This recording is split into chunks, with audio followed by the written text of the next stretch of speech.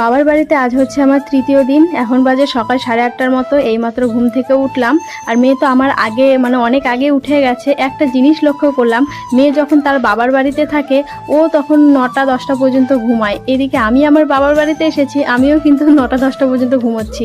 আর মেয়ে আমার আগেই উঠে গেছে। তো বিছানাটা গুছিয়ে নিয়ে এখন করে নেব হচ্ছে ব্রাশ।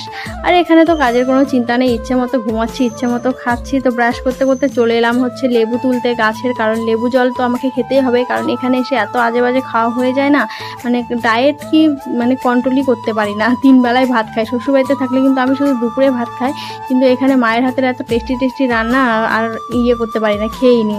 তো এই যে লেবু জলটা এখন খেয়ে নেব, তারপর খাবো হচ্ছে আম মুড়ি। যেহেতু আমের সিজন, আর ষষ্ঠীতে অনেক আম এনেছে আমার হাজব্যান্ড, বাবা, তারপর আমার ভাইও এনেছে। আমগুলো সব পচে যাচ্ছে, আর আম মুড়ি খেতে কারই না ভালো লাগে। আমের সিজনে তো এই ব্রেকফাস্টটা বেস্ট আমার কাছে মনে হয়। তো এক বাটি আম মুড়ি নিয়ে বসে পড়লাম।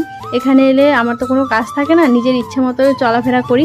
তো খাওয়া দাওয়া করে কি করব ভাবছি, একটু রিলস বানাই। কোনো কিন্তু মেকআপ করিনি, শুধু লিপস্টিকটা দিয়েছি। আর ভাই বইয়েরই সব কিছু পরেছি। আর এটা কিন্তু শাড়ি না, এটা হচ্ছে ওর গাউন। আমার ভাই বইয়ের গাউনের হচ্ছে ওড়নাটা, কারণ এই গরমে শাড়ি পরা সম্ভব নয়। দেখো আমি একটা রিলস বানিয়ে নিয়েছি, মোটামুটি 2-3টের মতো রিলস আমি বানিয়ে নিয়েছি। আমার ইনস্টাগ্রামে তোমরা পেয়ে যাবে, ফেসবুকে ছাড়ি না কারণ কপিরাইটের জন্য।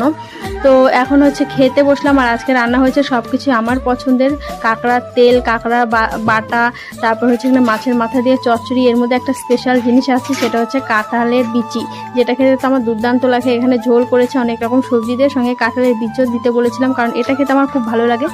এখানে এলে সব কিছু আমার পছন্দই হয়। আর শাক পাতা খেতে আমি ভীষণ ভালোবাসি, যেহেতু আমি গ্রামের মেয়ে।